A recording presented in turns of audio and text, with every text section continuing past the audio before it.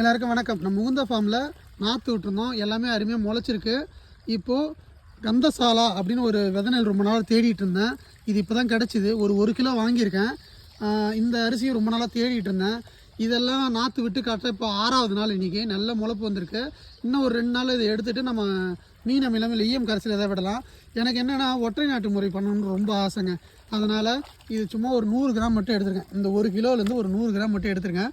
இதுதான் வந்து அந்த கந்தசாலை அரிசி. நேற்றே 2 நாளாக தண்ணி வச்சு ஊற வச்சு நேற்று நைட்டு தான் வடிகட்டினேன். இது வந்து மோட்டு பாத்திக்காக நான் ரெடி பண்ணுதுங்க.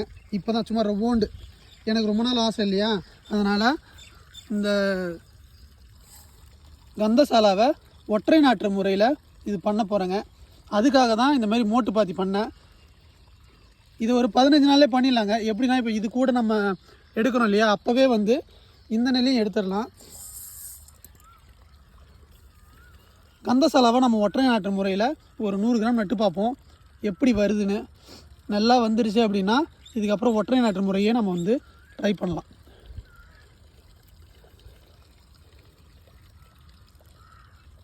இது என்னன்னாங்க, எனக்கு ரொம்ப நாள் ஆசை. ஆனால் ஒற்றை நாட்டு முறை இது வரைக்கும் நான் பார்த்ததில்லை. இது ஒரு யூடியூப் பார்த்து தான் நான் பண்ணுறேன். இந்த 1/4 கிலோ பெருமாள் இருக்கார் இல்லையா, அவரோட வீடியோ, நிறைய பேர் வீடியோ பார்த்து தான் பண்ணுறேன். இது எப்படி வந்தது அப்படின்னு நான் சொல்கிறேன். கண்டிப்பாக இதையும் நம்ம பயிர் பண்ணுவோம். ஏன்னா ஆல்ரெடி நம்ம வந்து வெள்ளை குடவாழைலாம் நல்லா வந்திருக்கு. வெள்ளை குடவாழை, சூரக்குருவை, ராஜபோகம் இது எல்லாமே வந்திருக்கு. அது கூட கந்தசாலா இப்போ 6 வெரைட்டி ஆகிடுச்சுங்க. இது எங்கே வாங்கினேன் அப்படின்னா, நான் நிறைய ஃபார்மர்கிட்ட கேட்டேன், எங்கேயுமே இல்லைங்க. அப்புறம் இப்போ நம்ம மாடி தோட்டம் பண்ணுறோம் இல்லையா, அந்த மாடி தோட்டத்தில் சப்ஜா சீட்ஸ் அப்படின்ற இடத்துல வந்து விதைகள்லாம் கிடைக்குது அப்படின்னு சொன்னாங்க. சில பேர்லாம் போடுறாங்க, எனக்கு நல்ல ஈல்டு கிடச்சிதுன்னு. ஆனால் அது வந்து விதை கொடுக்க மாட்டாங்க யாரும் அந்தளவுக்கு அவ்வளோ சீக்கிரமாக. நான் அந்த நெய் மிளகா, இந்த டோகோ தக்காளி, இந்த விதையெல்லாம் வாங்கினேன் சப்ஜா சீட்ஸ்னு. அந்த யூஆர்எல் இந்த டிஸ்கிரிப்ஷனில் போடுறேன். அவங்கக்கிட்டேயே இந்த கந்தசாலா, ரத்தனச்சூடி அப்படின்னு சொல்லி நம்மக்கிட்ட ரத்தசாலி இருக்குல்ல, அந்த மாதிரி ஒரு இது அவங்ககிட்ட எல்லாமே இருக்குது. ஒரு 4 வெரைட்டி அரிசிகள் மட்டும், பாரம்பரிய அரிசிகள் மட்டும் இருக்குது. அதனால் அவங்ககிட்ட இதையும் ஆர்டர் போட்டேன்.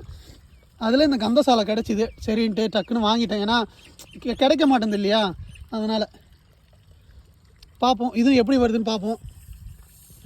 முடிச்சிட்டேன்னு நினைக்கிறேன். இது ஒற்றை நாட்டு முறையில் நான் பண்ணுறது கரெக்டாக அப்படின்றவங்க சில இயற்கை விவசாயிகள் சொல்லுங்கள்.